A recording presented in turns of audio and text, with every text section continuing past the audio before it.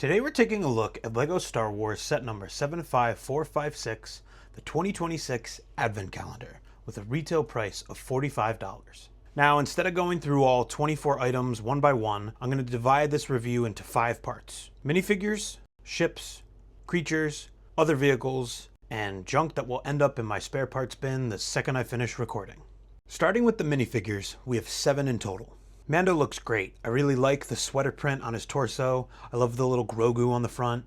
And Grogu is matching him, except his sweater has Mando on it, which is a really cool pairing. Moff Gideon is absolutely sick. His sweater has 2 TIE fighters and his Outland TIE fighter printed across the front. And then on the back, you've got his helmet and 2 Darksabers. This is easily my favorite figure of the calendar. Carson Teva is the same as he appears in the New Republic X-Wing, as is the Off-World Jawa as he appears in the Off-World Sandcrawler. IG-11 has a fantastic new head mold, which looks great, and the present theme Pit Droid is a fun variation. Moving on to the ships, you actually get a pretty solid selection. There's Mando's N1 Starfighter, the Razor Crest, the Imperial Light Cruiser, an Imperial Shuttle, a Mandalorian Gauntlet, and a Christmas-colored X-Wing. Now, for tiny Advent Calendar builds, I think most of these are pretty recognizable, but the Razor Crest and the N1 especially get the point across with barely any pieces. Next up, we have creatures.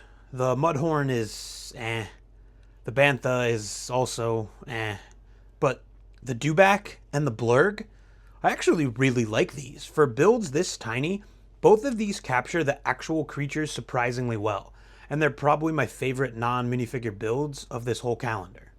Next, we have other vehicles. The little Sandcrawler is really good. It's simple and immediately recognizable, and I like it way more than I expected to. There's also this speeder bike, which is a speeder bike, stud versions of Mando and Grogu on the back. And then we have Grogu's pram, which I've lost track at how many different designs LEGO has made at this point.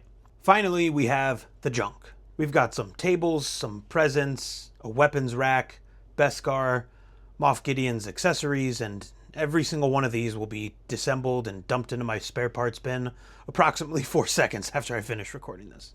Overall, though, I actually think this is a really solid Advent Calendar. The builds are obviously hit or miss. That's basically every LEGO Advent Calendar ever, but the minifigures are what make this one for me. Mando and Grogu are great. Moff Gideon is easily the standout, and even some of the little creature builds like the Dewback and the Blurg are way better than they have any right to be. For $45, I think Mandalorian fans are going to have a lot to like here. More importantly, I just love that unlike Mando and Grogu, Moff Gideon's idea of a Christmas sweater is just basically a highlight reel of his villain era.